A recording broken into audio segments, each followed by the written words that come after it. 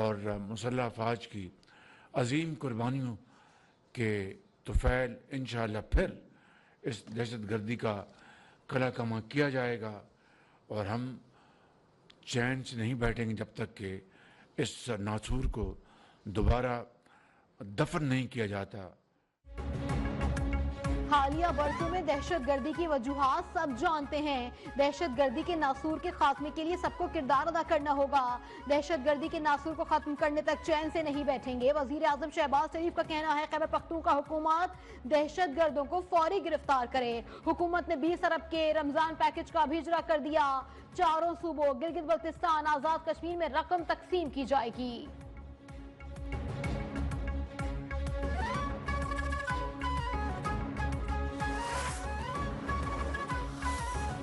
جامعہ حقانی اکواڑہ خٹک میں خودکش حملے کا مقدمہ تھانہ سی ٹی ڈی مردان میں درج۔ ایف آئی آر دھماکے کے زخمی عبدالحق ثانی کی مدعیت میں درج کی گئی۔ کاپی نیوز ون کو موصول۔ شہداء کی نماز جنازہ کچھ دیر بعد ادا کی جائے گی۔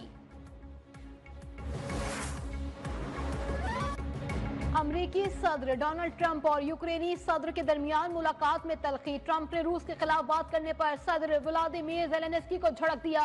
کہا تم تیسری جنگ عظیم کے لیے سٹا نہ کھیلو، دنیا کو تباہی میں دھکیلنے کی کوشش میں ہو، ہمیں نہ بتاؤ کہ امریکہ کے لیے بہتر کیا چیز ہے۔ نائب صدر جے ڈی وینس نے یوکرینی صدر کو کہا تم نے امریکہ کی بے عزتی کی ہے، ایک بار بھی شکریہ ادا نہیں کیا۔ ٹرمپ انتظامیہ نے باقی مصروفیات ترک کر کے ولادیمیر زیلنسکی کو وائٹ ہاؤس سے روانہ کر دیا۔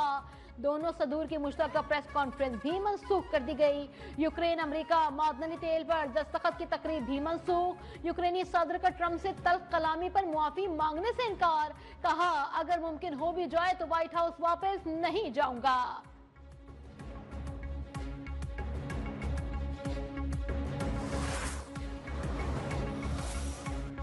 یوکرین کے صدر ولادیمیر زیلنسکی نے ڈونلڈ ٹرمپ سے تلخ کلامی پر معافی مانگنے سے انکار کر دیا۔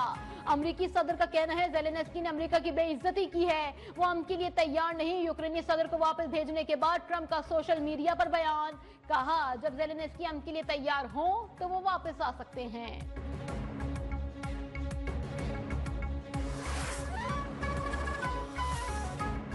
روس کی قومی سلامتی کے چیئرمین نے کہا زیلنسکی نے وائٹ ہاؤس میں جھوٹ بولا کہ وہ 2022 میں کیف حکومت اکیلی تھی۔ ترجمان روسی وزارت خارجہ کا کہنا ہے کہ ٹرمپ اور وینس سے جب تحمل کا مظاہرہ کیا وہ معجزہ ہے۔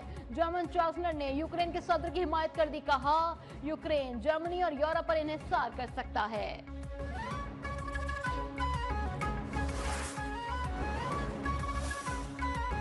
پاکستان میں معاشی استحکام مضبوط ہوتا جا رہا ہے۔ یہ معاشی استحکام 10 سالہ معاہدے کے لیے مناسب وقت تھا۔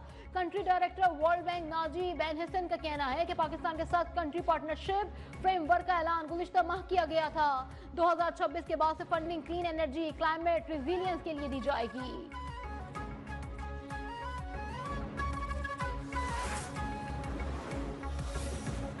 حکومت نے پیٹرولیم مصنوعات معمولی سستی کر دی۔ پیٹرول کی قیمت میں 50 پیسے کمی، ڈیزل 5 روپے 31 پیسے سستا ہو گیا۔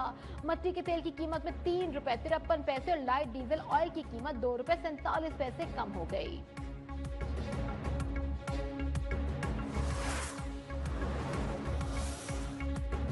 پنجاب کے مختلف شہروں میں کارروائیاں، 20 دہشت گرد گرفتار۔ لاہور سے فتنہ خوارج کے کارندے پکڑے گئے۔ راولپنڈی سے خطرناک دہشت گرد منموہن سنگھ کو دھر لیا گیا۔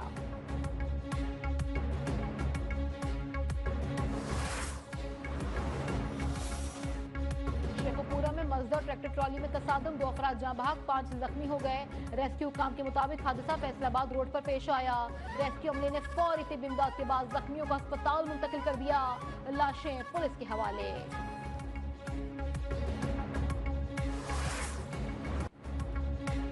رمضان کے آغاز پر ملک بھر میں بارش کی پیش گوئی، 2 اور 3 مارچ کو شدید بارش اور پہاڑوں پر برف باری۔ محکمہ موسمیات کے مطابق بالائی خیبر پختونخوا اور گلگت بلتستان میں مطلع جزوی برآلود، چند مقامات پر گرج چمک کے ساتھ برسات اور پہاڑوں پر برف باری کا امکان۔ پنجاب کے مختلف شہروں میں بارش سے درجہ حرارت میں نمایاں کمی، اسلام آباد میں بادل برسنے سے موسم ٹھنڈا ہو گیا۔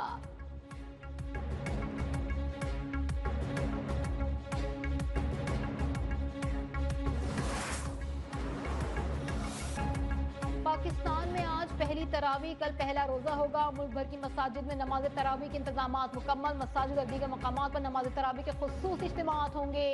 5 روزہ، 6 روزہ، 10 روزہ، 15، 21، 25 اور 27 روزہ نماز تراویح کا اہتمام کیا جائے گا۔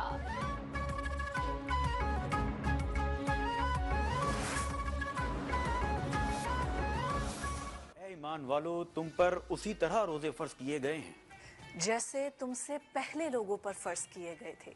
اس بار سجائیں رمضان الکبیر ہمارے ساتھ نیوز 1 پر۔ رحمتوں برکتوں کے مہینے رمضان المبارک کی آمد۔ ہر سال کی طرح اس سال بھی نیوز 1 لا رہا ہے اپنے ناظرین کے لیے خصوصی افطار ٹرانسمیشن رمضان الکبیر۔ شام 4 بجے سے افطار تک روزانہ خصوصی ٹرانسمیشن میں علماء کرام رمضان کی فضیلت بیان کریں گے۔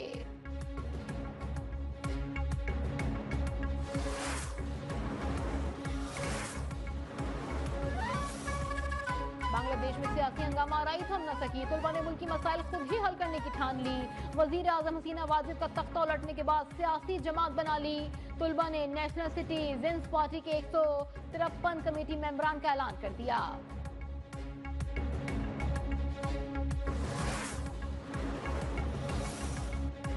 عیسائیوں کے روحانی پیشوا پاپ فرانسس کی طبیعت مزید ناساز۔ سانس لینے میں دشواری، کھانسی اور قے کی شکایات، وینٹیلیٹر پر منتقل۔ ویٹیکن کے مطابق 88 سالہ پاپ فرانسس اپنے ہوش و حواس میں ہیں۔